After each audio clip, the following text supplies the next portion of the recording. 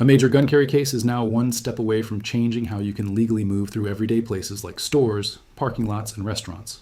Pause.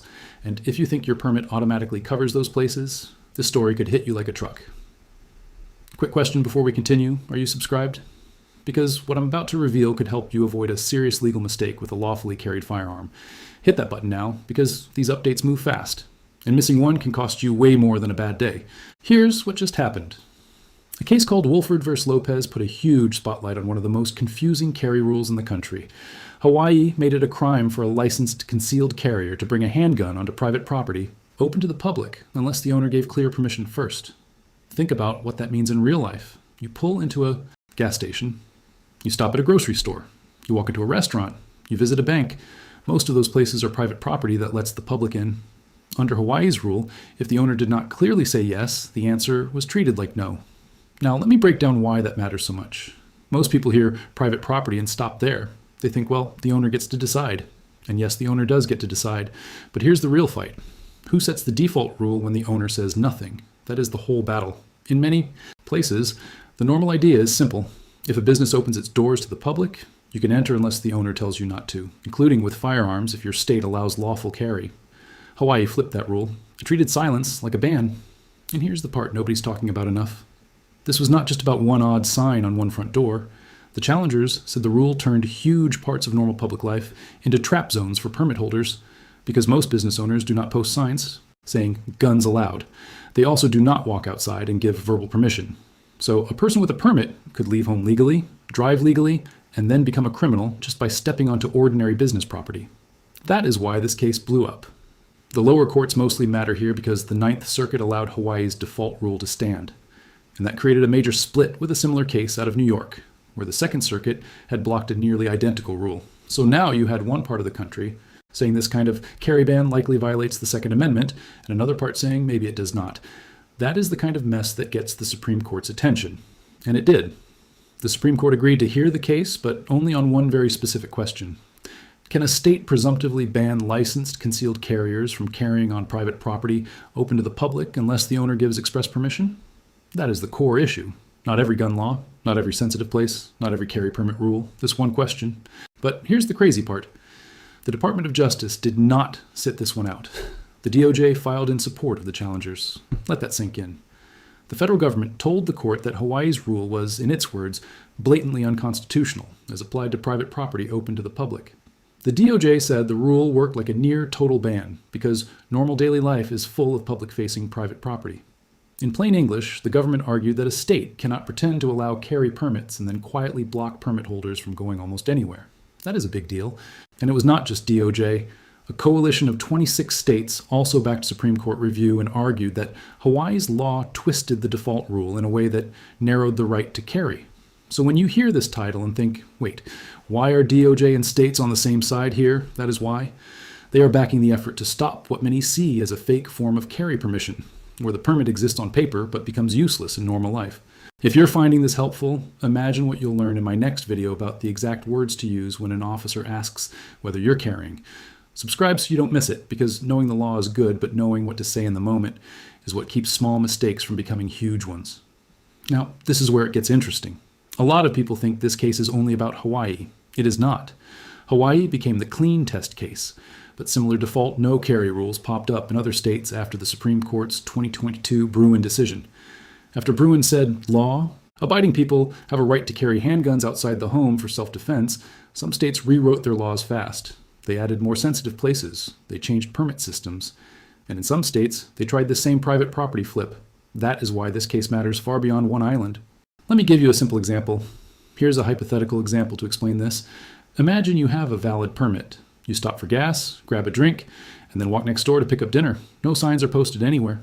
You never threaten anyone. You never touch the gun. You're carrying exactly the way your permit allows, under a flipped default rule. Each one of those stops could become a separate legal risk just because the property owner did not clearly post permission. That is what makes this kind of enforcement so confusing. You're not guessing what the owner prohibited. You're guessing what the owner might have allowed, and that is much harder. Most people think the danger is carrying where a sign says no guns. But the truth is, under a rule like this, the bigger danger is carrying where there is no sign at all. That is backwards for normal people trying to follow the law. And don't make this mistake. Do not hear this case and assume, great, private property no longer matters. That is not what anyone serious is saying. Private owners can still ban guns on their property. They can post signs. They can tell you to leave. They can set rules for their business. The fight is over whether the state can force a default ban across huge parts of daily life, even when the owner never asked for it. Now, quick legal note. This is educational information, not legal advice. Always consult an attorney for your specific situation. Here is another part that shocked me. According to reporting on the oral argument, several justices seemed very skeptical of Hawaii's rule. Chief Justice Roberts questioned whether the Second Amendment was being treated like a disfavored right. Justice Alito suggested Hawaii was pushing the Second Amendment into second-class status. Justice Gorsuch seemed troubled by using state-defined property rules to shrink a constitutional right. And Justice Kavanaugh sounded like he wanted to keep the analysis simple. If the text covers the conduct and history does not support the ban, that should end it. But wait, there's something even more important. Not every justice looked at it the same way. Some questions focused on property rights and consent. In other words, does the state get room to shape how owners say yes or no? That means the final opinion, whenever it comes, could be narrow or broad. It could strike this rule down in a clean way, or it could draw a tighter line that leaves room for more fights later. That is why you should care now before the opinion drops. Hey, 73% of people watching right now aren't subscribed. Don't be part of that group. Join the gun owners who want the facts before the headlines get twisted. Click subscribe, because this story is moving, and the next update could be the one that changes what lawful carry looks like in multiple states. Here's the part nobody should ignore. This case is not just about a courtroom argument. It is about enforcement on the street. It is about what happens when you're standing in a parking lot with a permit in your wallet, and an officer asks one simple question. Did you know this property required express permission? How do you answer that? How would you even know? That is the problem. Laws are supposed to tell people what conduct is illegal in a clear way. When the default rule becomes hidden, everyday people carry all the risk. And the penalties are not small. In reporting about this case, carrying in violation of Hawaii's law was described as a misdemeanor punishable by up to a year in prison. Think about how serious that is. We're not talking about a parking ticket. We're talking about criminal exposure for walking into a business that invited the public inside. Let me break this down into 3 things you should watch. First, watch for the final Supreme Court opinion.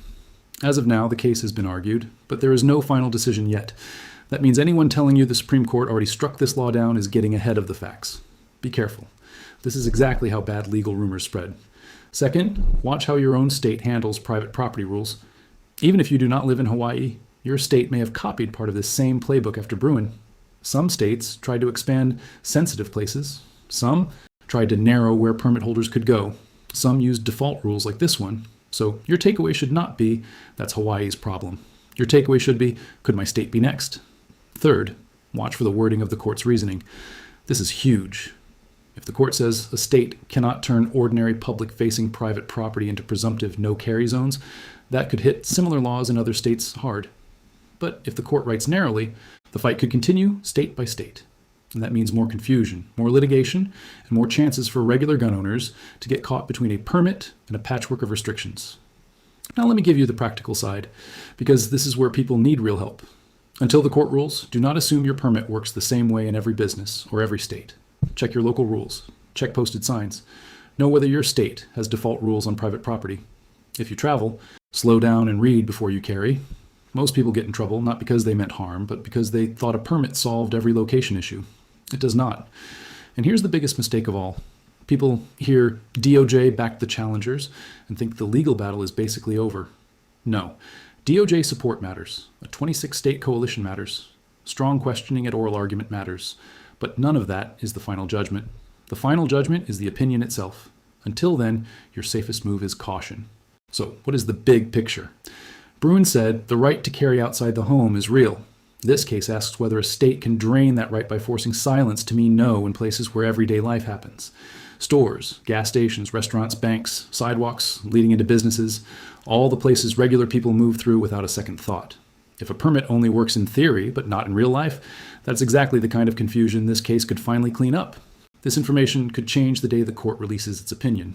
Subscribe now, because my next video will break down exactly what the ruling means for permit holders, private businesses, and travel across state lines the moment it drops. Don't wait until the headlines butcher it.